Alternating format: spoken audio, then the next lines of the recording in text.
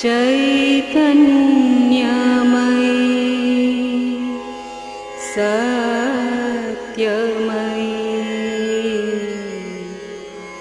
Parme.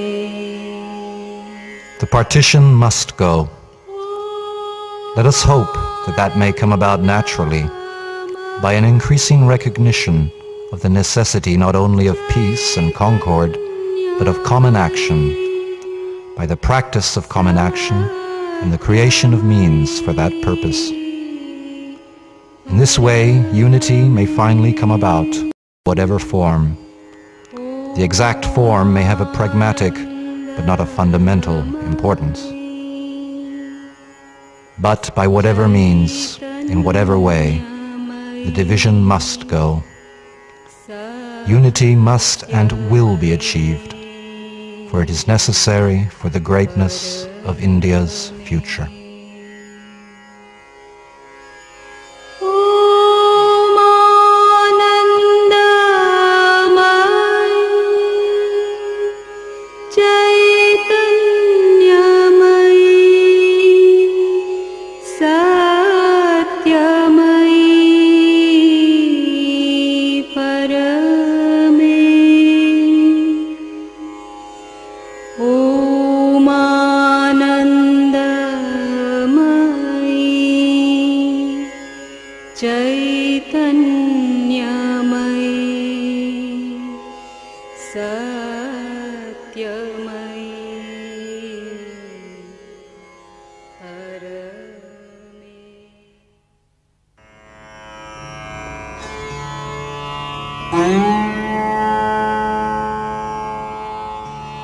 Another dream was for the resurgence and liberation of the peoples of Asia, and her return to her great role in the progress of human civilization.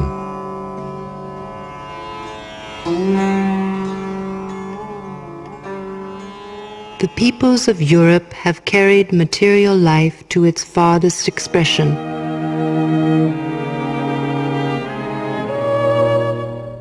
The science of bodily existence has been perfected, but they are suffering from diseases which their science is powerless to cure. England, with her practical intelligence, France, with her clear, logical brain, Germany, with her speculative genius, Russia, with her emotional force, America, with her commercial energy, have done what they could for human development, but each has reached the limit of her peculiar capacity.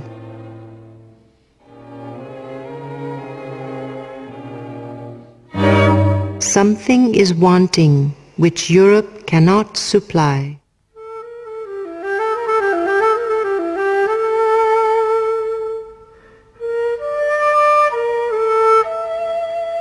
It is at this juncture that Asia has awakened, because the world needed her.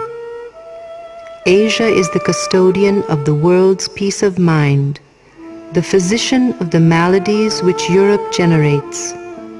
She is commissioned to rise from time to time from her ages of self-communion, self-sufficiency, self-absorption, and rule the world for a season, so that the world may come and sit at her feet to learn the secrets she alone has to give. When the restless spirit of Europe has added a new phase of discovery to the evolution of the science of material life, has regulated politics, rebased society, remodeled law, rediscovered science, the spirit of Asia, calm, contemplative, self-possessed, takes possession of Europe's discovery and corrects its exaggerations, its aberrations, by the intuition, the spiritual light she alone can turn upon the world.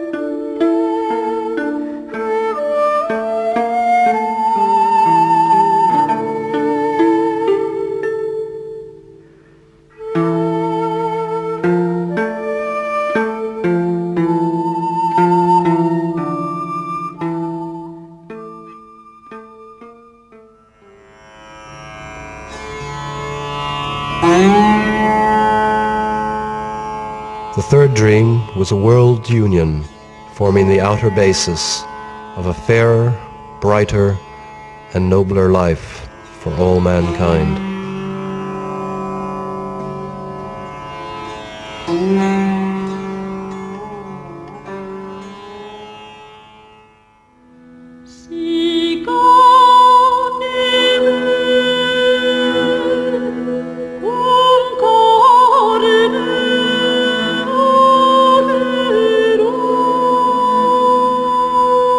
Today, the ideal of human unity is more or less vaguely making its way to the front of our consciousness. For the intellectual and material circumstances of the age have prepared and almost impose it, especially the scientific discoveries which have made our earth so small that its vastest kingdoms seem now no more than the provinces of a single country.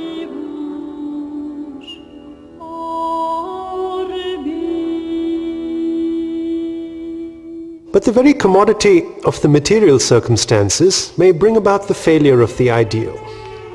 For when material circumstances favor a great change, but the heart and mind of the race are not really ready, especially the heart, failure may be predicted. Unless indeed men are wise in time and accept the inner change along with the external readjustment.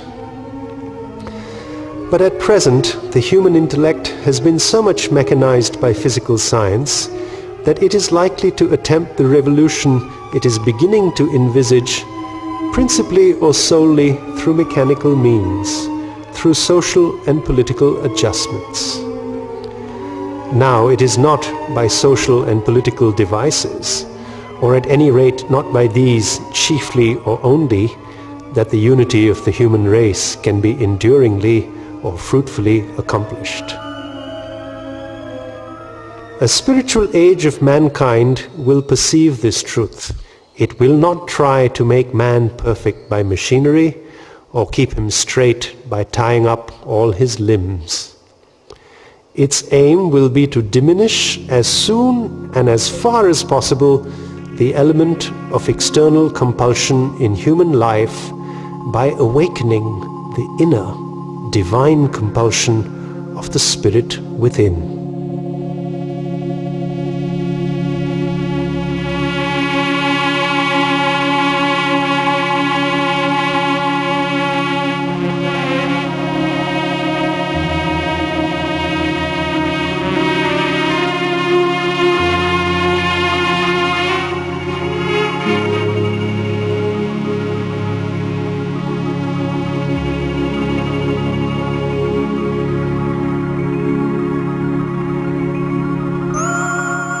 A spiritual religion of humanity is the hope of the future.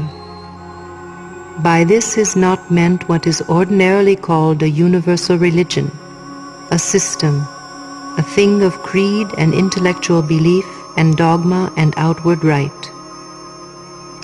A religion of humanity means the growing realization that there is a secret spirit, a divine reality, in which we are all one.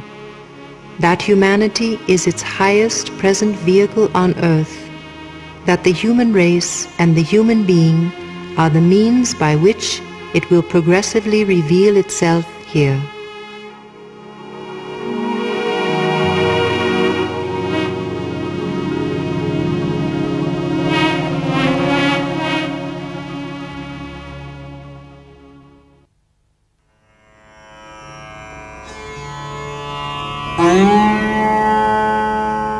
Another dream. The spiritual gift of India to the world has already begun. India's spirituality is entering Europe and America in an ever-increasing measure.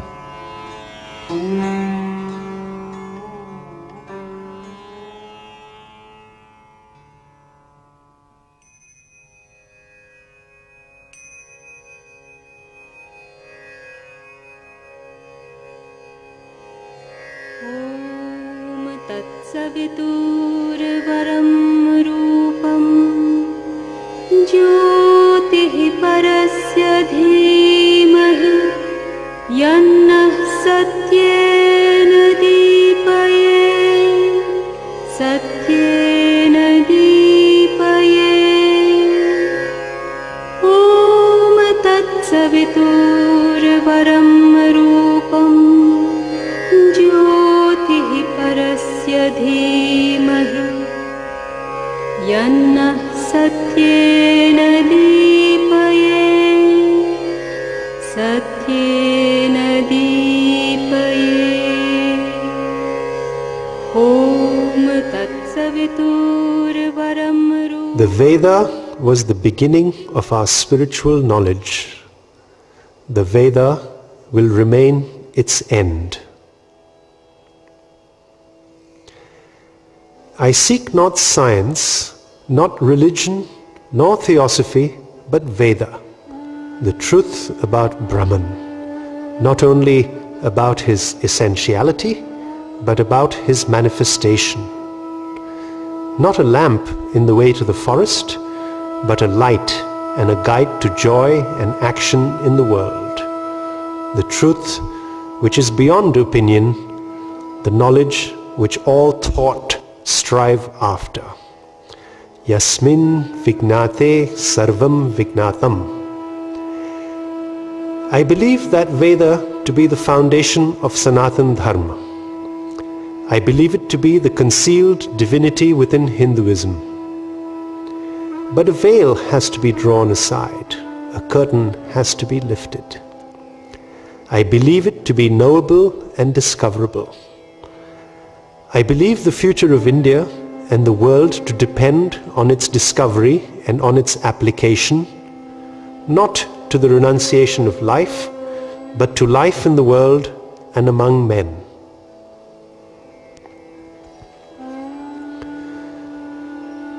The whole root of difference between Indian and European culture springs from the spiritual aim of Indian civilization.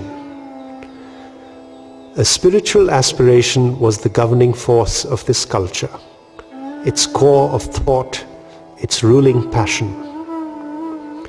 Not only did it make spirituality the highest aim of life, but it even tried, as far as that could be done in the past conditions of the human race, to turn the whole of life towards spirituality. The essential intention of Indian culture was extraordinarily high, ambitious and noble, the highest indeed that the human spirit can conceive. For what greater aims can be for the life of man than to grow by an inner and outer experience till he can live in God, realize his spirit, become divine in knowledge, in will, and in the joy of this highest existence?